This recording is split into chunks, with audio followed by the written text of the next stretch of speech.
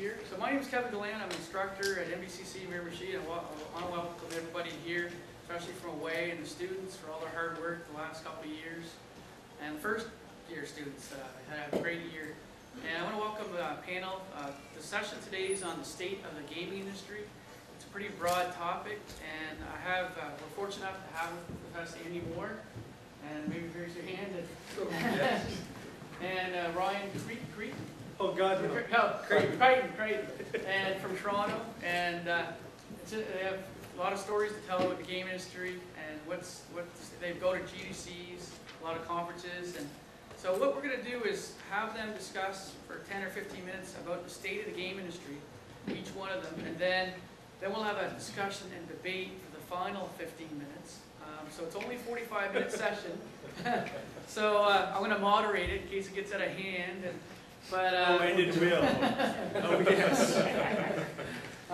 But they're both on the business side too, and on the casual side. But because they've been to GDCs, they've got a really good perspective of what's going to happen. I think the next year, especially the social side. So maybe I could start with Andy for 10, 15 minutes. You can use the mic.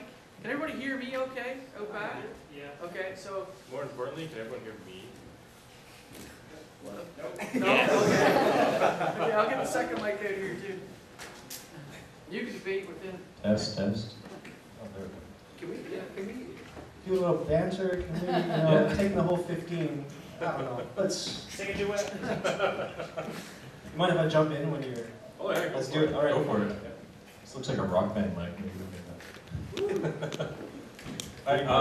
I'm Andy Moore. I guess a brief introduction would be, I do flash games. They make lots of money. Flash game that first started me out was Fantastic Contraption. I wasn't the lead on that project. My best friend from high school was. But I was involved in that, and then from there I went on to make 3 solo projects that also made money, but not quite as much. But yeah, that's a brief history of me and what I'm all about. I'm a huge advocate of Flash and all the upcoming technologies and things that are coming to the stage, like social gaming, microtransactions, all that kind of. That's platform of free web development type thing. And I'm Ryan. I also make flash games that don't actually make any money. So you'll get 2 sides of the story here. Let me ask about you guys. I feel a bit of a poser. How many of you guys and girls want to make console games? Hands, yeah. Okay, cool. And how many of you who said that you want to make console games want to stay in New Brunswick to do that? Yeah.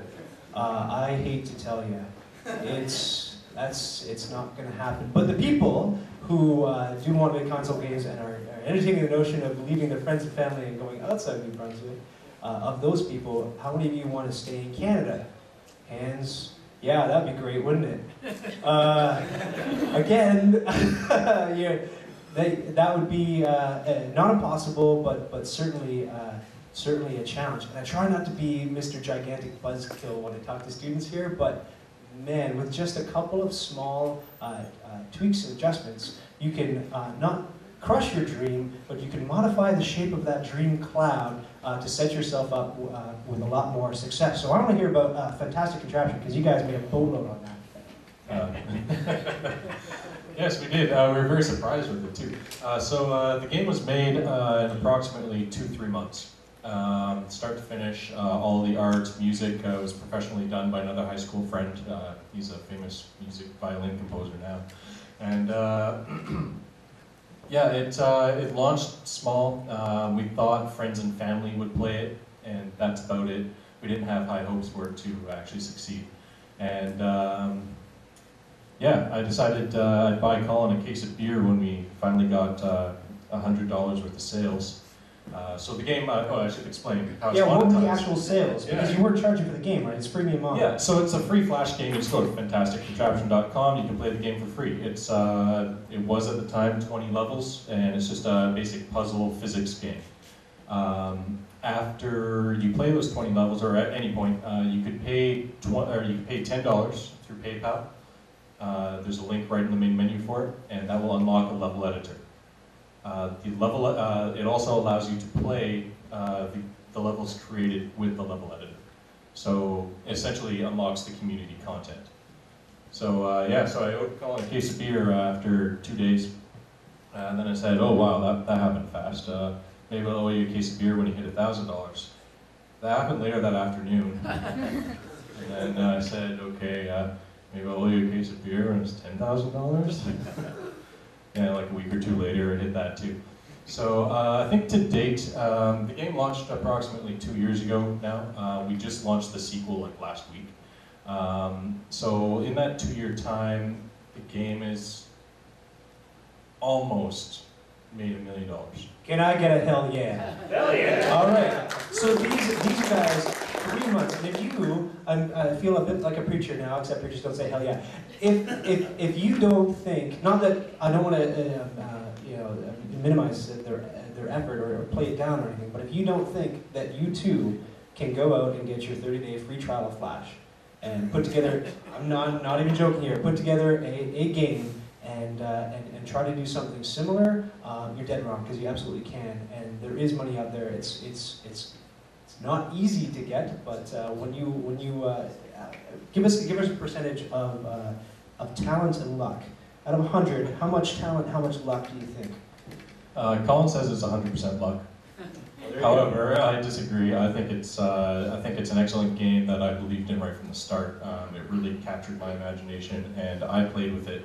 Like when you think Flash games, you think like 30 seconds on your lunch break, then you move on to the next one.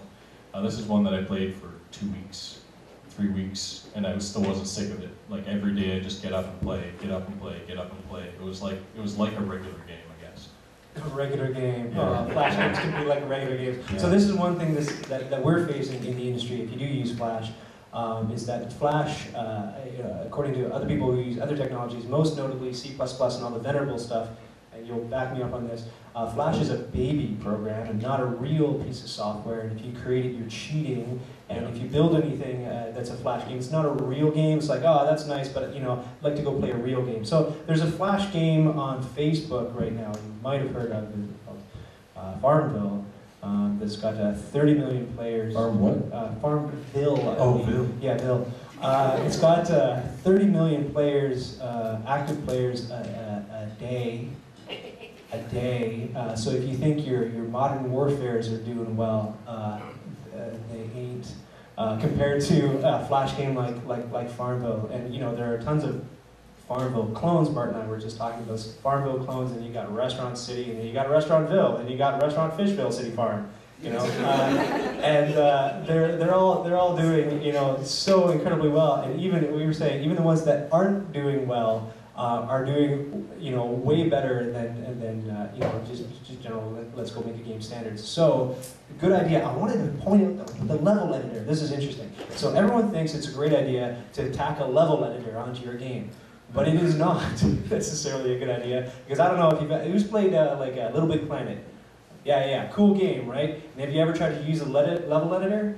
Weeks later, you've got something that's halfway approximating one of the professional levels that are in the game, right? So as good a tool it is, there's some people who really go gangbusters for it, and some people who just won't. The cool thing about Fantastic Contraption is they gave a level editor, and it also unlocked not the killer app, but the killer feature in that game, which was the ability to share. So I wish we had pictures. But the deal with Fantastic Contraption is you build this device to solve a problem. You've got a little pink box, right? And you have to move another box into that pink box by building a thing out of pieces, right? So you build the pieces and pulleys and levers and water pinions and stuff, and it's physics-based, so gravity acts on it. Did you guys use Box2D for that? Yeah, we use Box2D. Box2D, out of the box free framework that you can use to just inject physics into your game. You like make physics go now, you're good to go. So if you're not a good physics programmer, don't worry about it. If you're not a good animator, don't worry about it. Go get TweenMax, and that's free too. If you're not good at running your own collision detection, go get Corey O'Neill's collision detection kit. No problem, right out of the box.